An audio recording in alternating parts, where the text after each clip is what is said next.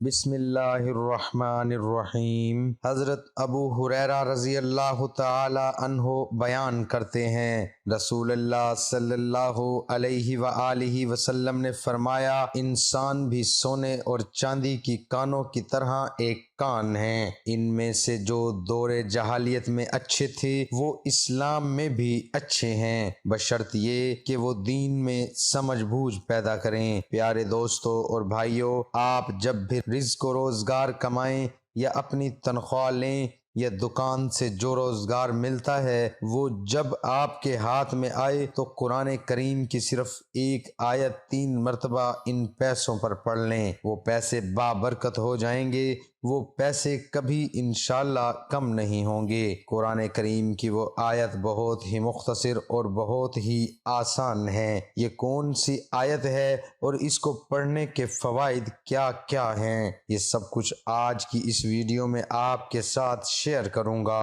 اگر آپ لوگ صرف یہ ایک آیت یاد کر لیں، چھوٹی سی آیت ہے، بچہ اس کو یاد کر سکتا ہے۔ اگر آپ قرآن پاک کی اس ایک آیت کو یاد کر لیں، جب بھی آپ کے پاس پیسے ختم ہوں، دولت کی کمی ہو، جیب خالی ہو، آپ کا بٹوا خالی ہو، اخراجات بڑھ چکے ہوں، گزارا نہ ہو رہا ہو، کوئی آپ کا ساتھ نہ دے رہا ہو، یعنی ہر طرف سے امید ٹوٹ چکی ہو، تو قرآن پاک کی اس آیت کو آپ لوگ اس وقت پڑھنا شروع کر دیں، اس کی تلاوت کرنا شروع کر دیں، باوضو ہو کر یقین کریں دولت کی چہل پہل ہو جائے گی، آپ کے پاس اتنی دولت آ جائے گی، کبھی پیسوں کی کمی نہ آئے گی۔ اگر آپ چاہتے ہیں کہ آپ کو اس وظیفے کا پورا فائدہ ہو تو اس ویڈیو کو آخر تک ضرور دیکھیے گا۔ دوستو، تمام وظیفے انسانیت کی فلاح کے لیے آپ تک پہنچائے جاتے ہیں۔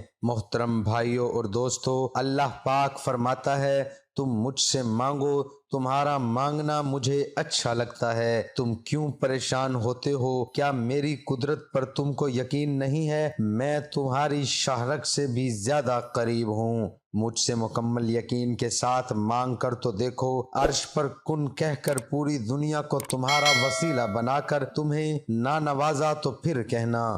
لہٰذا دوستو، مانگنے کا آسان طریقہ آج میں آپ کو بتانے جا رہا ہوں، یعنی قرآن پاک کی ایک ایسی آیت کے بارے میں بتانے جا رہا ہوں کہ جس کے پڑھنے سے آپ کی جو مشکلات ہیں وہ بھی حل ہو جائیں گی اور آپ کے جتنے بھی مسئلے مسائل ہیں وہ بھی حل ہو جائیں گے۔ بس آپ نے اس وظیفے کو بہت ہی زیادہ کامل یقین کے ساتھ کرنا ہے، کیونکہ کوئی سا بھی وظیفہ ہو، اگر اس میں کامل یقین شامل ہو تو اس وظیفے میں کامیابی حاصل ہو سکتی ہے۔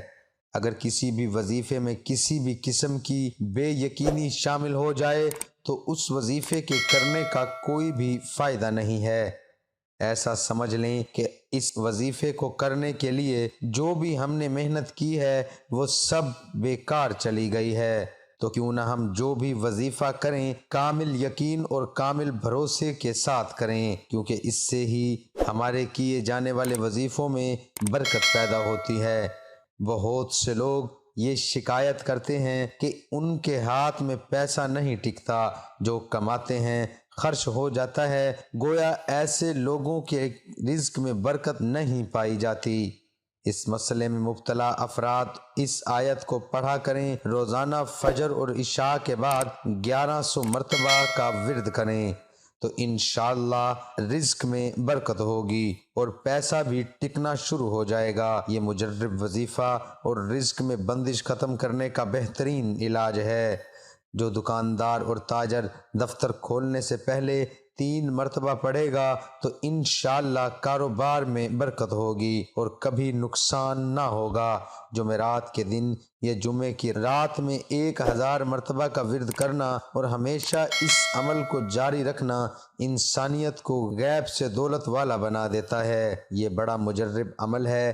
جس شخص کی دکان نہ چلتی ہو یا آمدن بہت کم ہو، یا دکان پہلے بہت چلتی تھی اب آمدن کم ہو گئی ہے، تو اسے چاہیے کہ صبح دکان کھول کر سکون سے روزانہ 1000 مرتبہ کا ورد کرے اور اس دوران کاروبار بھی کرتا رہے۔ وظیفہ وکفا باللہ وکیلا، وکفا باللہ وکیلا، انشاءاللہ رزق میں برکت ہوگی، انشاءاللہ بہت جلد کاروبار میں ترقی ہوگی۔ اس عمل کے علاوہ وہ اپنی آمدن میں اللہ کے نام پر کچھ صدقہ بھی لازمی نکالا کریں۔ یاد رکھیں، صدقہ مال کو بڑھاتا ہے، بلکہ اللہ تبارک و تعالی حلال مال سے کیے گئے صدقے کو لازمی بڑھاتا ہے۔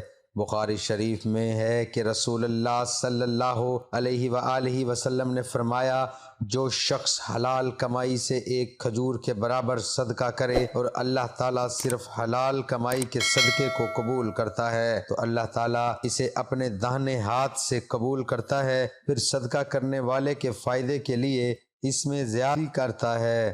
بالکل اسی طرح جیسے کوئی اپنے جانور کے بچے کو کھلا پلا کر بڑھاتا ہے، یہاں تک کہ اس کا صدقہ پہاڑ کے برابر ہو جاتا ہے۔ بخاری شریف میں مذکور ہے کہ نبی کریم صلی اللہ علیہ وآلہ وسلم کی بعض بیویوں نے آپ سے پوچھا کہ سب سے پہلے ہم میں آخرت میں آپ صلی اللہ علیہ وآلہ وسلم سے کون جا کر ملے گی؟ تو آپ صلی اللہ علیہ وآلہ وسلم نے فرمایا، جس کا ہاتھ سب سے زیادہ لمبا ہوگا۔ تو اب تمام بیویوں نے لکڑی سے ہاتھ ناپنا شروع کر دیا، تو سودہ رضی اللہ تعالی عنہما سب سے لمبے ہاتھ والی نکلی۔ ہم نے بعد میں سمجھا کہ لمبے ہاتھ والی ہونے سے آپ صلی اللہ علیہ وآلہ وسلم کی مراد صدقہ زیادہ کرنے والی سے تھی، اور زینب رضی اللہ تعالی عنہا ہم سب سے پہلے نبی کریم صلی اللہ علیہ وآلہ وسلم سے جا کر ملیں۔